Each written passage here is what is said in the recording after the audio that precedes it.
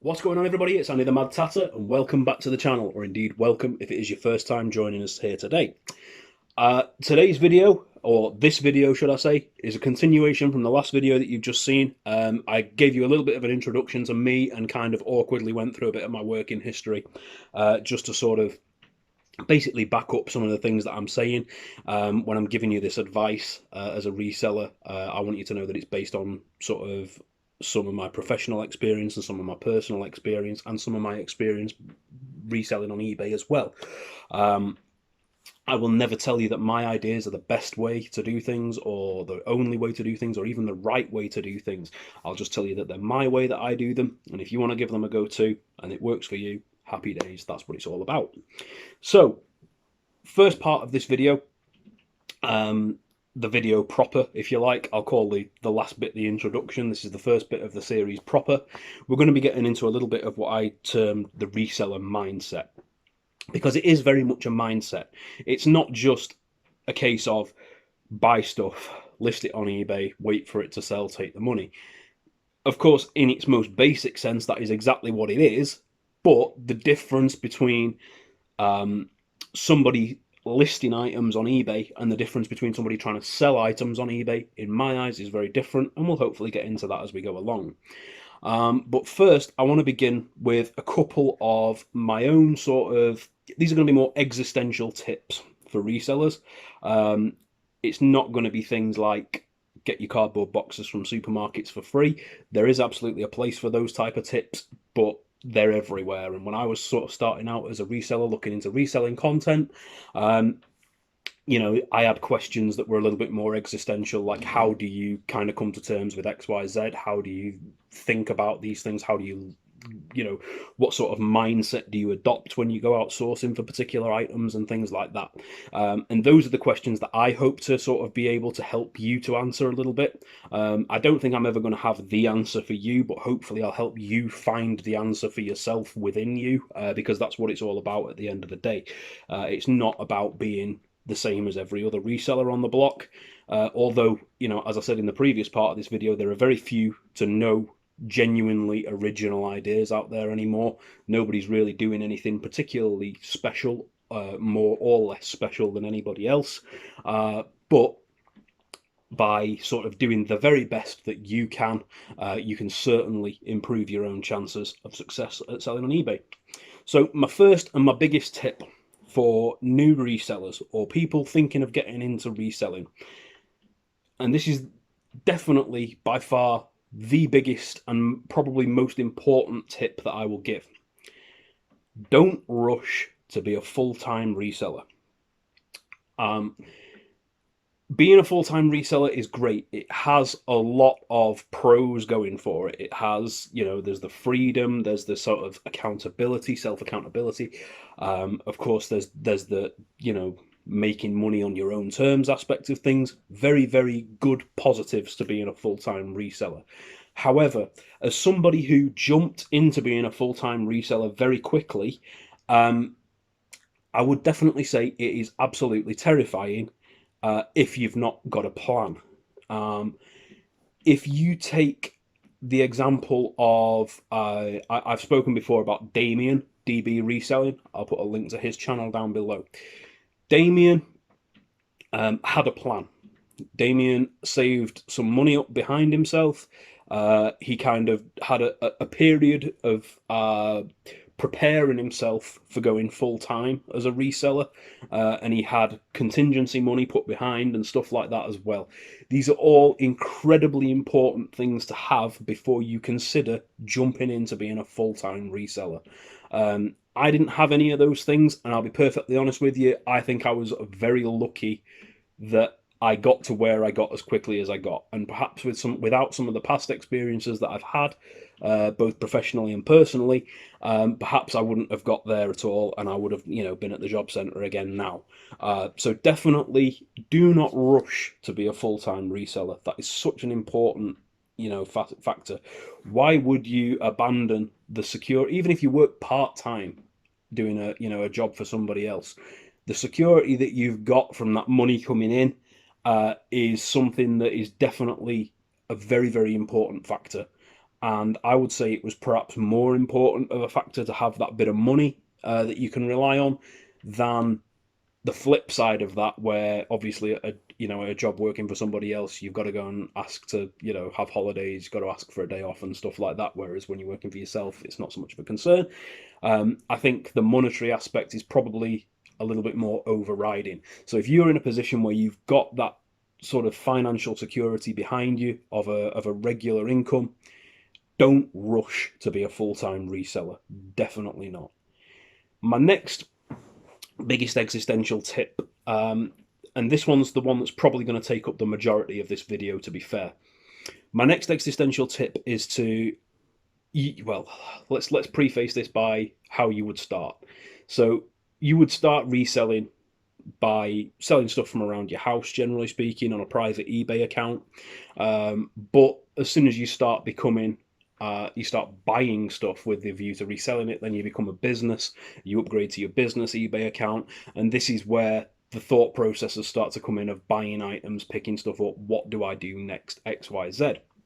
So what I would say to you in that respect is that every single one of you watching this video now, or even if you're just hearing it in the background from somebody else watching it, you are an expert in something. You may not realize that you're an expert in something because you take it for granted, or it's something that people have put you down for in your life or whatever, but you are an expert in something. And by starting from that point of what you know and starting from that point of your expertise, and it doesn't even have to be professional expertise, it can be personal expertise, it can come from your hobbies and interests, it can come from just any source of inspiration that you have in your life. It can, like I say, it can come from professional sources as well. But I'll give you sort of prime examples. And again, the example that I'm going to use is me, because it's the only example I can sort of guarantee. I can't sort of speak for how everybody else does, but the way I did it, the way I got started with it was this. I had a bit of knowledge about outdoor clothing, and I had a little bit of knowledge about outdoor footwear. So once I came to past the point where I'd sold I'd been selling my own stuff for a while, I got to the point where I started buying items to sell, and I began by buying based on the recommendations of YouTubers and stuff at the time, which, as you probably know now from watching my other videos, is not something I recommend you do at all. If a YouTuber is telling you to buy something to resell it, whether that YouTuber is, the biggest YouTuber in the world, biggest reselling YouTuber in the world, whether that YouTuber is the smallest YouTuber in the world, whether that one's even me, if somebody's, and I to be honest with you, I'll try and avoid trying to tell you definitely you should buy this, but if they're telling you to buy something, or they're saying, oh yeah, this is the best item in the world, go out and buy it, however many other people are watching that video are also getting that same bit of information, or however many people are in that Facebook group where you've seen that thing posted, they're all getting that same information as well. So those things that people hit onto and almost go, oh yeah, this is a revolution, this is like the next big thing. They've almost gone and said, this is the next big thing in a big public place, and everybody's jumped on it. So the information that they've put out then kind of becomes irrelevant in a way. So you have to then find your own niches. And by I've digressed. Sorry, I do this a little bit. My mind wanders. I was talking about how I went on about it, wasn't I? So I went on from buying things that YouTubers were recommending, realize with limited success, 50-50 success really. I was selling some of it, not selling other bits of it. I think I've still got a few items that I bought based on the fact that YouTubers had recommended them even now. So yeah, once I got past that point, it was time to start buying items to resell, just off my own back and off my own knowledge and off my own experience. So I'd worked, as you probably saw in the first part of this video, I worked for a bit of my sort of youth, my teenage years, I worked for an outdoor clothing company. So as well as being a reasonably outdoorsy person myself, I had that knowledge of fabric technologies, of boot construction and things like that. So that enabled me to be able to go out and shop for good quality outdoor jackets, by brand, by fabric technology, shop for boots because I knew what a well-made walking boot should look like, and I knew what features a well-made walking boot should have. And I was able to start selling those things from there. Also, quite interested in cars. I've always had a massive interest in cars and the sort of automotive world, particularly classic cars and stuff like that as well. So, using what I knew about classic cars and what I knew about car culture and kind of what types of cars and things like that have cult followings, I was able to go out and buy little items here and there that I knew petrol heads and cars of particular fans of particular cars, should I say, would be looking out for and would want to buy. So that's just two examples. One that's come from my professional background working in outdoor clothing sales, and one that's kind of come from a mixture of my professional and personal background in terms of being a car salesman and just being somebody who's interested in cars generally. I used knowledge from those two areas to go out and pick items. And this is what I would very much encourage each and every one of you to do. Rather than going out and seeing what big YouTubers or small YouTubers or Facebook groups or anybody like that, rather than going out and looking at what they're saying you should buy from what you know. Buy from what you're already an expert in. Buy from what you... The way I look at it is this. I don't look at it like that. That's a Ken Dodd joke. By using your own expertise, by using things that you already know about, you are already the best placed person to sell that. And actually, in a way, if it's something that's a hobby or an interest or something that you've got into off your own back, so let's say, for instance, because it's topical, because it's kind of fairly universal and relatively easy to understand, we'll say that you're somebody who's interested in gaming, console gaming, retro gaming, whatever. If you're interested in those types of things, you're going to be able to sell them because you're going to know yourself what you're looking for. You're going to go, okay, if I was going to buy this game, what would I want to know about this item straight away? I'd want to know whether it's complete. I'd want to know the condition of the box, the condition of the manual, the condition of the cartridge, etc. And you're already going to know how to sort of assess that and how to put that into words that your potential customers are going to understand. So you're going to begin on the right foot straight away. And beginning on the right foot is really important because from my experience of selling on eBay and from my kind of, I've just said my experience twice, but my literal experience of how I went about it, there was a lot of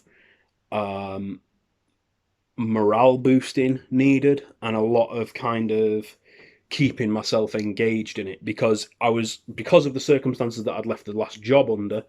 I was very sort of, I was kind of 1 foot in reselling, 1 foot into should I go and get another job a little bit sometimes. There was a lot of self-doubt and stuff like that there. So when I was dealing with stuff on eBay, getting sales, getting people watching my listings, getting things like that going, those things were the real morale boosters, and those were the things that kept me interested and kept me going with eBay. So and because I was so capable of selling the things that I was interested in, because I knew other people were interested in those things as well, and they're going to want to know the same things that I want to know about them, it was very easy to sell those types of products early on. And that gives you, as I say, that little morale boost, and it gets your momentum going for things, and it gets you sort of thinking, yeah, actually, this really works for me. So I'm going to give some very broad examples of expertise that you might have without even realizing it, just based on purely kind of hypothetical situations. So one example is you work in, let's just say for the sake of argument, you work in a manufacturing job on like a production line or something like that, and you're making something relatively, mundane-ish. Let's say for the sake of argument, you're making metal pins on a production line. You might not think that kind of environment would give you insight into something that you could later then go on to resell. But if you think a little bit more laterally about the experiences that you're going to be having in that type of environment, the chances are you're going to know what makes a particular pin let's say for the sake of argument, what makes a particular pin more expensive than another pin? Well, for this, again, this is purely hypothetical, but it'll be something to the effect of the standard of the metal that's used in it. Okay, so why is this metal so much more expensive than this metal? Why is this 2p pin so much more expensive than this half a penny a unit pin? Because of the metal that's used in it. So where does that then apply to other items that are completely outside of that industry? Well, you could look at any sort of metal products in a way, and you will have an insight of, okay, this is a whatever chrome, for the sake, let's say you go into tools from there. You'll know that, okay, this is chrome vanadium tool. This is going to be a really expensive high-end tool because it's the type of metal that it's made out of, versus this kind of just cheap stainless steel socket wrench or whatever. That's a very kind of hypothetical example, as I say, and it is only one example. But let's just say, for the sake of argument, you work in a retail business. Retailers, you are absolutely prime for selling on eBay, because not only do you have the experience of what you directly deal in within the sort of hemisphere of your business, but you also have the experiences of the customers that you talk to on a day-to-day basis as well. Because if you worked, for instance, in a shoe shop and you were selling a particular pair of shoes to a customer, and they might turn around to you and say, oh yeah, I had shoes from such and such a body and they were absolute crap. Well, whether you realize it or not, that's information that you've taken in that you can use for reselling later on. That brand that they mentioned as being absolute crap is probably a brand to avoid if they've then come to you and bought shoes in your professional life. So it's a couple of professional life examples, and of course that kind of goes across to all sort of retail avenues as well. Even if you work in something, let's say for the sake of argument, you work in a coffee shop or something like that. Granted, you're not going to be selling coffees on eBay, you're not going to be selling muffins or paninis on eBay, but you're going to know from your experience of working in that coffee shop who makes the best thermometers, jugs, coffee machines, mugs, glasses, all of those types of little things that you can just kind of pick up and that you handle on a daily basis. If you've ever worked in an industry where, or in a retail business or whatever, where you've dealt with a particular product for forever and a day, your customers love it, etc., and then all of a sudden the supplier changes or whatever happens, the quality of that product drops and people complain about that product, but the quality of the previous product and why that previous product was so much better than the new product that people now don't like. So understanding those benefits and understanding what makes for that quality product, irrespective of what industry you work in or what industry you have experience in, understanding quality is universal. As soon as you understand quality in one thing, it's going to lead you down other avenues. Certainly as a reseller, I use this example. I never set out wanting to really resell clothes. It wasn't something that was really on my radar as being sort of my main stock offering. But I've ended up in a situation where the majority of what's on my eBay is clothing now. And a lot of that has come through you're just sort of weaving down this path of associated products. So although I had a reasonable amount of knowledge about outdoor coats and footwear, for instance, I didn't really know about things like trainers. I didn't really know about things like jeans and stuff like that. That wasn't something that was kind of in my sphere of knowledge. But what I did know was when I found a pair of, forget who it was now, might have been Nike, might have been Adidas earlier on, pair of trainers, and they had a Vibram rubber sole. I knew of Vibram soles from walking boots. I also knew of things like Gore-Tex. Gore-Tex is used in a lot of footwear, as well as the jackets. In footwear, it's used as a waterproof, windproof, and breathable membrane that's generally put between layers. So if you go out and then you find a pair of trainers by a fashion brand like Nike or Adidas, for example, and they've got a Gore-Tex membrane, straight away you understand the properties of that Gore-Tex, and you understand what that Gore-Tex is. So from there, all you really need to learn about is the rest of the shoe. And although that sounds a little bit sort of dismissive and a bit like, oh yeah, all you need to learn about is everything else, it starts you down the path of learning, using the knowledge that you already have to kind of explore other avenues. You know, if you think of your knowledge as a tree, this is a bit, I don't know where this is coming from, or indeed where it's going, because these videos aren't scripted. But if you think of your knowledge as a tree, okay, the trunk of the tree is everything that you absolutely are an expert in, almost, or that you absolutely know. Then the branches of those trees, the branches of that tree, as it opens up, become these other little areas that are sort of roots off your main branch of knowledge, your main trunk of knowledge in the case of the tree. So let's say, using me as the example again, you know a lot about outdoor clothing and footwear, and that's kind of your the main trunk of your tree in that sense. You could then go down the route of looking into other different types of footwear, sporting footwear. You could then go down the route of looking into, well, where are these fabric technologies that I know about in outdoor clothing? What other clothing are they used in? They might be used in workwear, they might be used in ski wear, they might be used in sailing clothing and stuff like that, rather than just walking stuff. So that, again, that pushes you into other little avenues that you may not have otherwise thought about going into.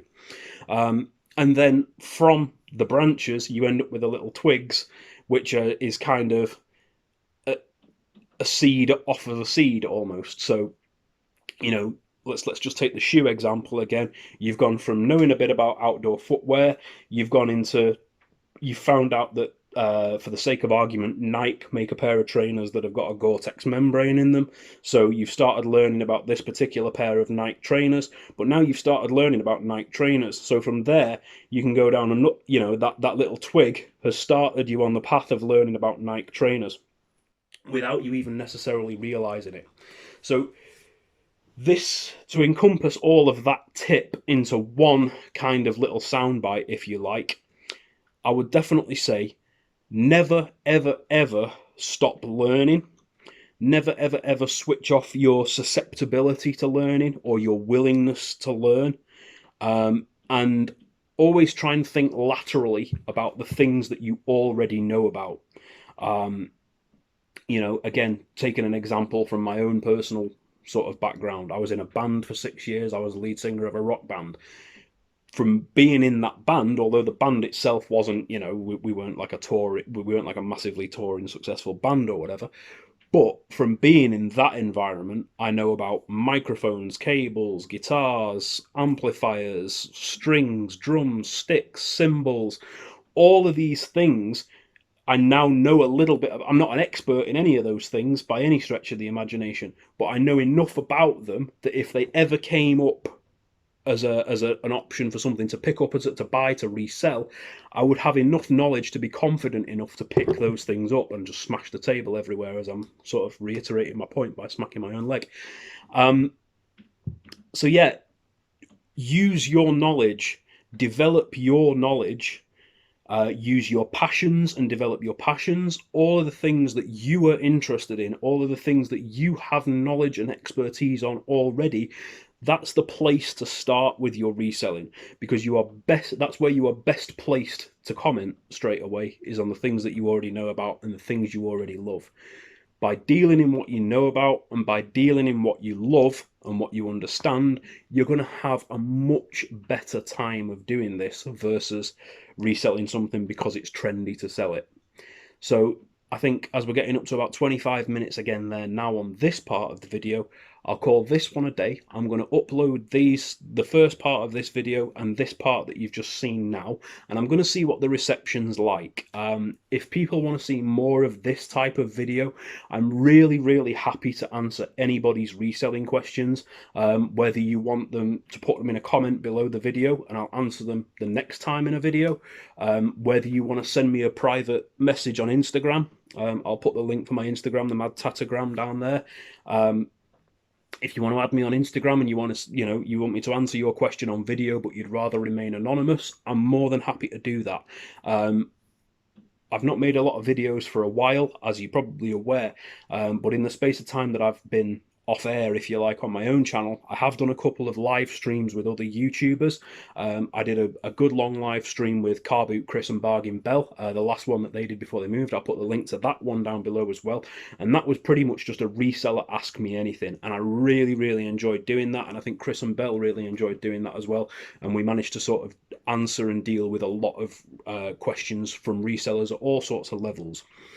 So I really want to build on that, and I really want to help anybody who is new to reselling or who is thinking about getting into reselling. I really want to help you do that if that's what you want to do. So any questions are welcome. Any advice on things that any ideas or advice on things that you'd like me to talk about in terms of reseller mentality, reseller thought process. I have a lot of ideas for these things. And a lot of things that I can say about it going forwards. But if you don't want to hear it, or if you'd rather I broke it down in a different way, certainly let me know. I have pretty good understanding of this, and I have it's kind of become my new obsession. Reselling, not only actually doing it, but talking about it, analyzing it, helping other people who want to be able to do it as well has become a real obsession to me. So any questions, any input on these videos, please just give me a shout, not a problem at all. I will get back to some of my more sort of normal content soon. I'll get some more sales roundups and things like that done, but I want to make those into much shorter videos that are a little bit easier to digest and stuff as well. So with that said, guys, that's everything for today's video. Thank you so much for watching. If you did enjoy the video, please leave me a thumbs up down below. If you didn't enjoy the video, by all means leave a thumbs down, but don't just thumb and run. Let me know what you did and didn't like, and I will try and sort of tailor the future content to be a little bit more palatable for everybody if I can. If you want to see more from the channel, or you want to know whenever I'm upload a new video, do subscribe there and give the bell icon a little tickle, and that'll notify you when there's new videos being uploaded. Also, we are on the road to 1,000 subscribers. I'll be perfectly honest with you, it is a nice milestone, but I'm not motivated by making money from making YouTube videos. So the kind of monetization aspect of it at the channel, I'll do it, but don't expect the content to change as a result of me hitting 1,000 subscribers. But that said, when we do hit 1,000 subscribers, I'll do a live stream, I think, where you can all jump in on the chat and stuff, and give me your opinions and ask me your questions and whatnot, and I'll try and think of something that I can do for maybe a little bit of a giveaway maybe as well, just in recognition of the 1,000 subscribers. But that is everything for today, guys. Thank you so much for watching. Thank you for spending the time with me. Have a great day, and I'll see you soon. Take care. Bye bye.